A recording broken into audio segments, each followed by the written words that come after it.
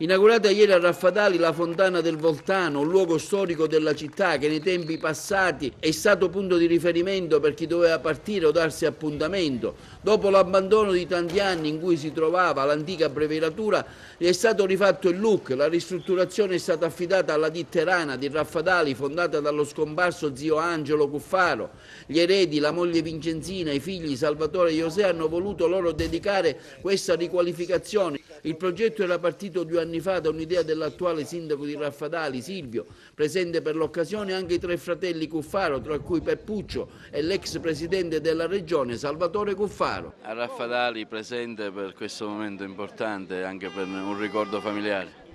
Beh sì, un ricordo di famiglia,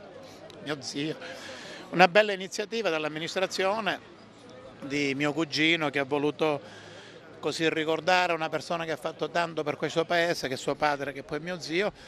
che era voluto bene dalla gente di Raffadali, come testimonia la presenza di tante persone e soprattutto l'importanza di avere riportato in vita un bene culturale, perché questa Brivatura, perché questo così si chiama, non fontana, Brivatura è la storia di questo paese. Qui arrivava l'acqua a Raffadali, da qui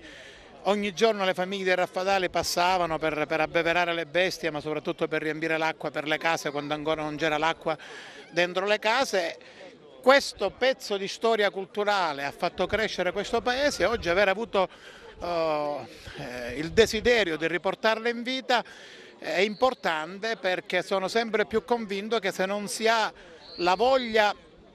di far crescere e soprattutto di rivalutare la nostra storia e il nostro passato, non si può avere voglia di costruire il futuro. La fontana, l'abbrevio Voltano, rappresenta la storia del comune di Raffadali, punto di aggregazione, di incontro, di sviluppo per un'economia prettamente pastorale e agricola. Lo ridiamo oggi alla collettività, anche se come monumento, non come struttura che può essere utilizzata, perché l'acqua non è potabile, però ridiamo alla collettività questo monumento e questo affinché la storia non venga dimenticata, non solo la storia della fontana, ma tutto ciò che ha rappresentato anche